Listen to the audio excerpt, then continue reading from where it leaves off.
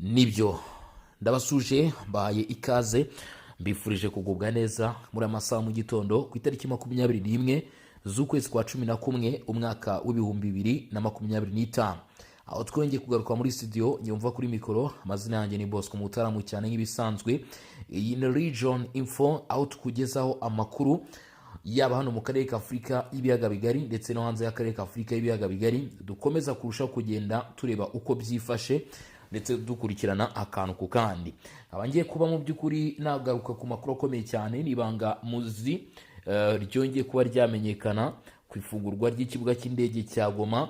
Ndizera ko ndi umwe mu bambere bagiye kugutangariza iyi nkuru.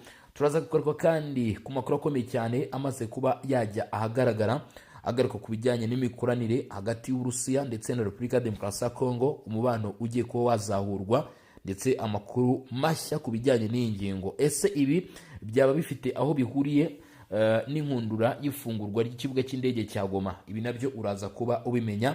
Igisirikare cya leta ya Repubulika Iharanira Demokarasi ya Kongo gikomeje kwereka isi ndetse n'amahanga ko atari agafu k'imvugwa rimwe. Uti kubera iki? Nuko kuri ubu abayobozi bakuru bashya 135 barahiriye kuba mu by'ukuri abayobozi mu buryo bumwese cyangwa ubundi. Turaza kureba imirimo bashinzwe ndetse n'icyo bagiye kuba bakora n'umusaruro bitezweho mu by'ukuri ku bijyanye n'amahoro ndetse ya Repubulika Iharanira Demokarasi ya Kongo. Ni mu gihe kandi tuza no kunyarukira no mu bice bigiye bitandukanye nkubwire uko byifashe. Shabunda hari inkuru irimo iraturukayo, amazu agera ku ijana na Prito amazu agera ku 1500 yasenyutse yose. Ibi bikaba byatewe n'imvura idasanzwe yaje kugwa hano muri Shabunda. Ndaza kubabwira rwose byose ku bijyanye n'iyi nkuru. Amakuru akomeye cyane aragaragaza mu by'ukuri ibikorwa ndengakamere birimo bikorwa n'umutwe wa ADF. Narababwiye nti wamaze kugera kuri Region Info no kuzenguruka mu by'ukuri hirya rino tukagutangariza uko babyifashe. Abagera kuri 50 mu minsi na yonyine gusa mw'abantu mwe ADF maze kuba yabatwara ubuzima. Ibi ndaza kuba nabigarukaho. Ni mu gihe kandi tuza no kwerekeza mu turere twa Rubero ari kuvugwa amakuru adasanzwe naho. ADF ikomeje kuba ADF. Turaza kureba mu bice bigiye bitandukanye azabiyambwe ndetse turebe uko byifashe. Imirimo ya Gaturika ngo yaba yafunze di. Ibi nabyo ndaza kugenda bigarukaho. Hanyuma rero Mutaramu kazi mu mwanya inshuti muvandimwe udukurikiranye uri mu gihugu cy'u Burundi, uri muri Repubulika Demokarasi ya Kongo, udukurikiranye uri mu Rwanda, ukaba udukurikiranye uri mu bihugu bya Afrika, Zimbabwe, Zambia, Kenya ndetse n'ahandi. Mujye mutwereka ko mu by'ukuri muri yo tubasuhuze. Abari iyo irwota amasimbi ndavuga badukurikirana muri Leta Zunze Ubumwe za Amerika ndetse ibihugu by'Iburayi n'ahandi hagiye hatandukanye. Mwese ntago twigeze tubibagirwa kabisa. Turushaho kugenda tubatera yambo. Muri iki gitondo amwe makuru ari kumenyekana biravugwa ko mu by'ukuri cyangwa se byamaze kuba byamenyekana. Ibi nabivuze ku munsi w'ejo masaha mu gitondo kare cyane. Inkuru namaze ku breaking Bosco ariho mbera kasha. Nababwiye yuko uwo bita mu by'ukuri Prime Minister uyu yamaze kugaragaza ko, ndavuga Prime Minister wa Repubulika Demokarasi ya Kongo, ingengo y'imari igiye gushyirwa mu bikorwa bya gisirikare bya Repubulika Iharanira Demokarasi ya Kongo umwaka wa 2026 izaba ingana na 30% by'ingengo y'imari yose y'igihugu. Tunyomoza ku bijyanye n'ibyavuzwe na BBC nabonye iri kuvuga ngo ni 20%. Ibyo ntabwo ari byo, ni 30%. Amafaranga rwose agiye kuba mu by'ukuri yashyirwa mu myubakire, yashyirwa mu bikorwa bigiye bitandukanye mu kubungabunga umutekano hano by'igihugu cya Repubulika Demokarasi ya Kongo. Urumva ko n'amafaranga menshi kubaze ingengo y'imari mu by'ukuri ibiteganyijwe Repubulika Demokarasi ya Kongo arabarizwa mu mamiliyari. Reka rero ngubwire yuko kuri ubu ngubu amakuru araza kudufasha mu by'ukuri akatwerekeza muri Warungu tukamenya naho uko byifashe hagati ya Wazalendo ndetse na 23 mu midugudu ikomeje kugenda iberamo imirwano. Ntago nshobora kuza gusohoka muri studio nababwiye uko byifashe Warungu. Mfite n'andi makuru rero menshi cyane, ari nayo mpamvu mbwira abantu ku muntu nanone utarajya muri comment ngo arebe link imugeza muri group yacu ya WhatsApp ya Songa Mbere, kwaza kureba muri comment yakareba link twagushyiriyeho. utayibonye kuri inkuru uraza kubibona ku nkuru yatambutse. Ikindi kintu ugomba kukubwira, hari link twagushyiriyeho ya chaîne nshya dushaka gufungura, tuzatukugezaho bimwe mu biganiro ndetse n'andi makuru bidasanzwe ubwino buhambaye, ndetse kandi turimo turayishakira n'undi umwihariko. Hari byinshi mutamenya ndabizi, nabyo tukajya tubitambutsaho. Uraza kubona iyo link muri comment, niyo ya mbere napininzeho. Hanyuma ikintu ukora, kanda subscribe. Niba ukunda Bosco, niba ukunda Region, cyangwa se ukunda nanone gukurikirana amakuru y'ukuri, ntibikubuze kuba udakunda Bosco ariko ukunda amakuru y'ukuri, kuza gukanda subscribe kuri iyo chaîne ngiye kugushyiraho ngaho. Hanyuma rero reka mumfashe twinjire muri aya makuru, turebe uko byifashe. Ngiye guhera mu mujyi wa Goma, ngiye guhera ku kibuga cy'indege cya Goma. Ubu tuvugana, ku munsi w'ejo nababwiye inkuru mu masaha ashyira mu gicamunsi, inkuru igaruka ku kuntu igihugu cy'Ubufaransa kirimo kikorana neza cyane na Repubulika Demokarasi ya Congo mu bikorwa byo gufungura ikibuga cy'indege cya Goma. Ibi narabivuze, dore ko mu by'ukuri amakuru yaje kugenda tugeraho, byagaragaye ko intumwa zakiriwe na guverineri w'intara Kivu y'Amajyaruguru Somoka Kure, intumwa mu by'ukuri z'Ubufaransa, aho byagaragaye ko zari zihagarariwe n'uwo bita Muhammad El Fattah. Uyu akaba ari ambasaderi w'Ubufaransa mu muryango w'abibumbye. Iyi delegation nyuma yo kugera ahangaha, ndagira ngo nkubwire andi makuru akomeye cyane yabashe kuba yamenyekana. Ni ukuvuga ngo ikibuga cy'indege cya Goma muri kubona M23 irimo irakiniraho, ivuga iti kizafungurwa ariko bitari ku bushake bwa Kisekedi, bitari ku bushake bw'Ubufaransa, ati hakurikijwe amasezerano ya Doha, niyo nzira yonyine ishoboka yo gufungura ikibuga cy'indege cya Goma. Ndagira ngo nkubwire yuko ubu ibintu byamaze guhindura isura hakurikijwe uburemere bw'iyi nzira ya Goma. Ni ukuvuga ngo kimwe mu bintu ugomba kuba wasobanukirwa, mu by'ukuri nubwo nabyo nabonye ko bishobora kuba atari byiza mu buryo bumwe se cyangwa ubundi, ariko ugomba kuba wamimenya. Niyo mpamvu mbabwira nti ukurikirana Bosco cyangwa se Region Info, hita umenya ukuri kwa ibintu bihagaze ndetse naho biri kwerekeza. Amakuru mfite aravuga yuko, ndetse mwagiye mwumva cyangwa se mwagiye mumenya, ngira ngo murabizi yuko bamwe mu bagomba kuba kwisonga mu bacunga cyangwa se mu bakurikirana ifungurwa ry'ikibuga cy'indege cya Goma, iyubakwa ndetse n'ingendo z'indege biteganyijwe ko zizajya zihakorera, ni Croix Rouge. Nimba muzi mu mateka ya Croix Rouge, niba muzi mu mateka ya Croix Rouge mw'abantu mwe, ninde wigeze abona Croix Rouge bafite intwaro cyangwa se ibindi bikoresho bya gisirikare? Ni ibintu bitigeze bibaho. Kandi ubwo niba ikibuga kigomba gucungwa ndetse mu gihe kizafungurwa hatabaho ubwumvikane bwa 23, birashoboka cyane dukurikije ibiri kugaragara. Bivuze ngo iki kibuga cy'indege kizacungishwa mu by'ukuri abasirikare. MONUSCO kugeza kuri uyu munsi irimo iragorwa mu buryo bumwe se cyangwa ubundi no kuzana ibikoresho ndetse no kugira ibyitwara. Ibi tubyumvikaneho, no kugira ibyitwara. Ni muri urwo rwego ngiye mbona, burabizi ko akenshi imiryango World Food Program cyangwa se WFP, izi za HCR, izi za Croix Rouge zikora n'ubundi mu kwaha kwa UN cyangwa se United Nation. Bivuze iki rero? Bivuze yuko mu by'ukuri ikintu tugiye kuba twabona, tugiye kongera kubona MONUSCO yongera guhagurutsa indege zayo ahangaha. Nibyo koko ubutabazi buzazanwa, ariko kandi nanone Congo, MONUSCO, imiryango ibi cyifuza gukomeza kugenda isahura iki gihugu. Ibihugu nk'Ubufaransa, mwumvishe ko bimwe mu bintu birimo bigenderwaho ngo nuko iki gice cy'uburasirazuba bwa Congo, nuko nanone baravuga bati Goma ntabwo iri guhura n'isi. Ni ukuvuga ngo iyo iki gice cy'uburasirazuba bwa Congo gihagaritswe ku bijyanye n'amabuye y'agaciro, ndagira ngo wumve uruhare Repubulika Demokarasi ya Congo iburi buye ryaho rifite. Ni ukuvuga ngo iyo bibeshye hakabamo icyuho nk'uko bimeze cyangwa se bimaze kugenda, nta kindi kintu gihita kibaho. Bimwe mu bihugu birahungabana, inganda zirahungabana, aricyo kintu murimo kubona cyongeye gutuma ikibuga cy'indege cya Goma ku kabi n'akeza kigomba kuba cyafungurwa. Reka nigire ku by'Uburusiya ndetse na Repubulika Demokarasi ya Congo. Ibyo nibyo nari ndimo ngenda nkuvunguriraho, abataramu bamwamaze kubyumva kare cyane ndabizi. Hanyuma rero nkubwire yuko Repubulika Iharanira Demokarasi ya Congo ikomeje gushimangira inzego zayo za gisirikare ndetse no kubaka inzego z'umutekano hano muri Repubulika Iharanira Demokarasi ya Congo. Ni muri urwo rwego kandi amakuru yamaze kuba yamenyekana yuko igihugu cy'Uburusiya cyongeye gukaza umubano hagati yacyo ndetse na Repubulika Iharanira Demokarasi ya Kongo.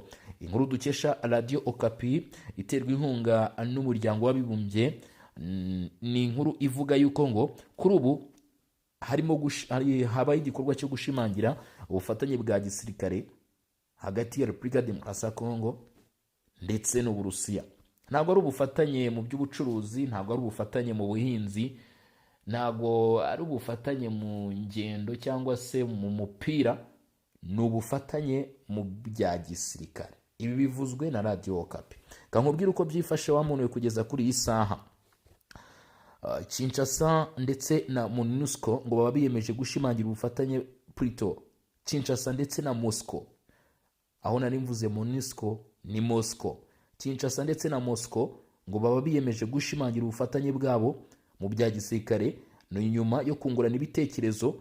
Ibi bikaba byarabaye kwa gatatu tariki 19 z'ukwezi kwa 11 cyangwa se ku Gushyingo 2025. Kinshasa ndetse na Moscow ubwo baganiraga hagati ya Minisitiri w'Intebe wungirije w'ingabo z'igihugu cya Repubulika ya Demokarasi ya Kongo. Uyu ni Minisitiri w'Intebe wungirije ndetse akaba n'uhagarariye akaba na Minisitiri w'Ingabo. Ibi murabizi nta wundi no bita Guy Kabombo Mudomvayita, uyu mugabo wasimbuye bita Jean Pierre Bemba Gombo, ngira ngo murabizi. Yarari kumwe na ambasaderi w'Uburusiya bita Karl Takez. Barimo baganira Moscow ndetse na Kinshasa. Sinzi impamvu MONUSCO irimo irakomeza kuza. Uyu Karl Takez ndetse na Guy Kabombo Mudomvayita bakaba baganiriye byinshi nk'uko bigaragara. Ubu bufatanye bwa Repubulika Demokarasi ya Kongo n'Uburusiya ngo bwaba bugamije guteza imbere inzego za gisirikare ndetse n'abasirikare ba Kongo binyuze muri gahunda zitandukanye z'amahugurwa ndetse no guteza imbere ibiganiro bya tekinike. Mu by'ukuri hagati y'ibihugu byombi hubahirizwa byimazeyo amasezerano mpuzamahanga yemejwe hagati nanone n'Uburusiya ndetse na Repubulika Demokarasi ya Kongo. Ibi biganiro ngo bikaba byaribanze kandi ku kamaro ko gushimangira ubushobozi bw'ingabo za Repubulika Demokarasi ya Kongo arizo FARDC kugira ngo umutekano n'ubusugire ku mupaka w'igihugu bigerweho, ku mipaka y'igihugu bigerweho. Ambasaderi w'Uburusiya Karl Takez ngira ngo ari akantu nshobora kuba mu by'ukuri mvuze mutumvishe neza. Ati ibi biganiro byibanze kandi ku kamaro ko gushimangira ubushobozi bw'ingabo za Repubulika Iharanira Demokarasi ya Kongo. Iyi ni ingingo monsherami kugira ngo umutekano ndetse n'ubusugire bw'imipaka w'igihugu bigerweho. Ako kantu ngira ngo murakumvishe. Ambasaderi w'Uburusiya yashimiye Minisitiri w'Intebe wungirije uyu Guy Kabombo Mudomvayita ndetse anashimangira ko Uburusiya bwiyemeje gukomeza ubwo bufatanye tuvuze haraguru mu rwego rukurikije amategeko. Repubulika Iharanira Demokarasi ya Kongo ku rundi ruhande rwayo yerekana ubwisanzure ku bufatanye mu gufatanya mu bikorwa byose kandi bari mu ngamba zo kuzamura ubushobozi bw'ingabo zayo binyuze muri ubwo bufatanye bw'ibihugu byombi. Nanone ndabona abantu bibazaga bati se iyi 30% FARDC igiye gushyirwa mu ngengo y'imari mu gushyigikira ibikorwa by'ingabo iraza kuva he? Uburusiya bwamaze gutezamo, Israel yamaze gutezamo, Ubufaransa bwamaze gutezamo, Ububirigi bwo bwagezeyo kare, Afurika y'Epfo iriyo. Ubwo amafaranga araza kubura gute mw'abantu mwe? Ndetse na Repubulika Demokarasi ya Kongo kimwe n'ubundi mu bihugu bisanzwe byihagije. Uyu Guy Kabombo Mudomvayita twikomereje yarerutse kugirana amasezerano nk'aya na Burkina Faso kwa Ibrahim Traoré ndetse na Niger mu bikorwa by'ubucuruzi icyo bise BAMZEX25. Ibi byabereye i Bamako.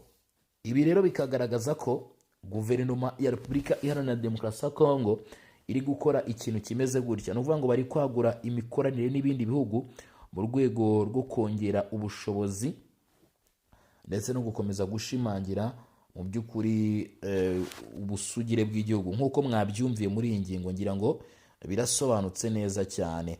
hanyuma rero reka mbere yuko twerekeza kuri izi nkuru ziri kuvugwa muri Shabunda ndetse n'ibiri kuvugwa kuri ADF, mbanze nkubwire ino nkuru ikomeye cyane. Nibyo ngiye kugarukaho, ni mu bice bigiye bitandukanye byo muri Walungu. Haravugwa iki? Imirwano ikomeye cyangwa se itoroshye. Imirwano nayo irakomeje. Mutumva twahugiye kuri iki kibuga cy'indege cya Goma cyangwa se turimo tugaruka kuri aya masezerano Repubulika ya Demokarasi ya Kongo irimo n'ibihugu bigiye bitandukanye, ngo mugire ngo ikintu bita urugamba rwigeze ruhagarara. Igitangazamakuru Actualite.cd cyo muri Repubulika ya Demokarasi ya Kongo cyanditse yuko mu by'ukuri imirwano hagati ya 23 na Wazalendo yongeye kugaragara mu midugudu myinshi hano muri Walungu. Katusuzume turebe uko byifashe. Bati kuva kwa gatatu tariki 19 Ugushyingo nyuma ya saa sita mu midugudu myinshi muri Walungu, muri iyi teritwari ya Walungu, hakomeje kurangwa imirwano hagati y'imitwe itandukanye ya Wazalendo ndetse n'inyeshyamba zo mu 23 zibarizwa mu ihuriro ry'uruzi rwa Kongo.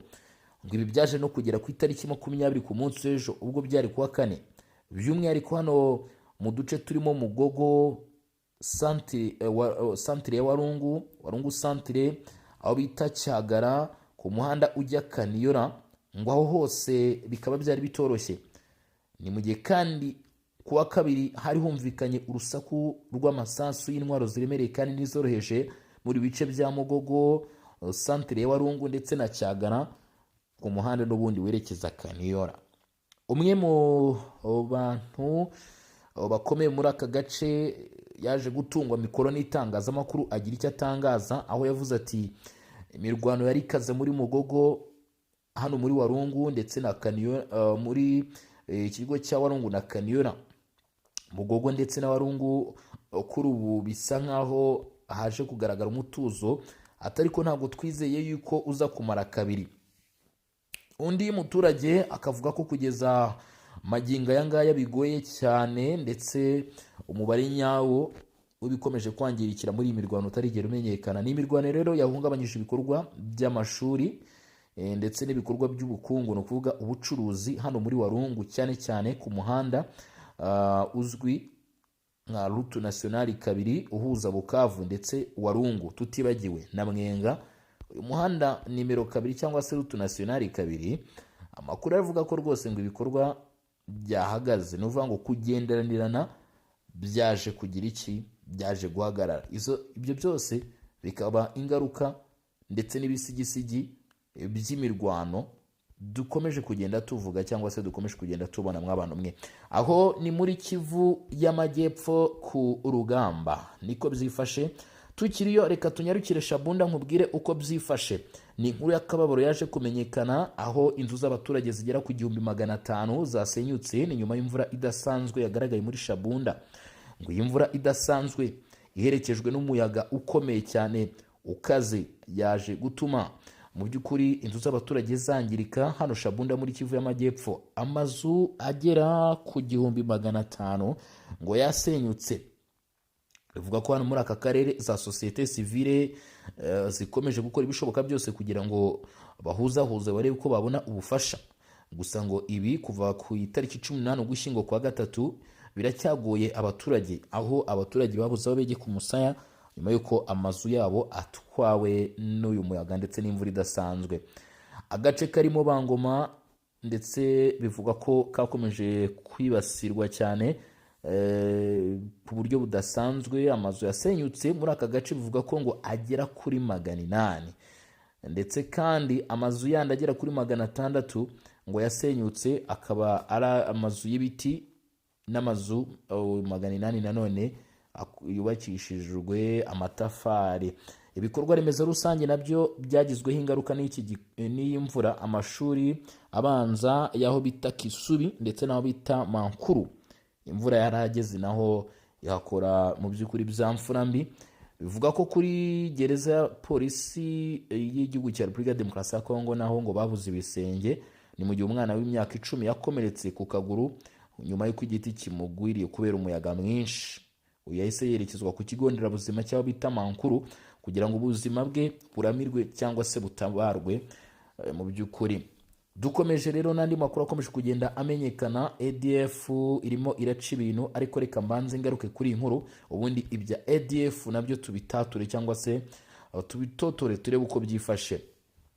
Nabagera ku 135 aba barahiye kuwa kane tariki 20 Ugushyingo 2025 nibwo Minisitiri w'Intebe wungirije akaba na Minisitiri w'Ingabo z'Igihugu ndetse n'abasirikare Bwana Gayiko Mudamvaita yayoboye umuhango wo kurahira, aho abagera ku 135 barangije ishuri rikuru rya gisirikare aho bita Kananga. Aba barangije ubu ni abasirikare bato cyangwa se sous-officier, ku buryo mu by'ukuri harimo abacamanza ba gisirikare ndetse abanyamategeko n'abaganga. Aba bakaba bagomba gutangira imirimo yabo vuba, akaba ari icyiciro cy'umwaka 2024-2025 nk'uko byatangajwe n'ishami ry'itumanaho rya Minisiteri y'Ingabo. Mu ijambo rye, Minisitiri w'Intebe wungirije akaba na Minisitiri w'Ingabo z'Igihugu yahamagariye abasu-ofisiye gukorera leta babikoreye mu by'ukuri ubwitange, icyubahiro, ubunyangamugayo ndetse mu by'ukuri bagatanga kandi ubutabera batabogamye. Gayiko Mudamvaita kandi mu by'ukuri yavuze ko abazatsinda neza mu mirimo yabo bazanahabwa ibihembo mu buryo bwo gutanga ubutabera mu buryo butabogamye, ndetse abashishikariza kugirirwa icyizere, kugirirwa icyizere, ubunyangamugayo ndetse no kubahiriza indangagaciro ziranga igihugu. Abana abasu-ofisiye nabo nagira ngo nkarukeho. Hanyuma rero tukiri aho, reka nkubwire ko kuri ubu amakuru akomeje kugenda amenyekana ngo ibyo ADF ikomeje kugenda ikora mu bice bimwe na bimwe bikomeje kuba mu by'ukuri byaba amahano ateye ubwoba, cyangwa se bimwe bavuga ngo ni agatereranzamba. Abantu barenga 50 bamaze kwicwa mu gihe cy'iminsi 4. Ibi bikaba byarakorewe aho bita Buswaga, ni muri sekiteri y'Abapere muri teritwari ya Rubero mu majyaruguru ya Kivu. Ibi byakozwe n'inyeshyamba za ADF.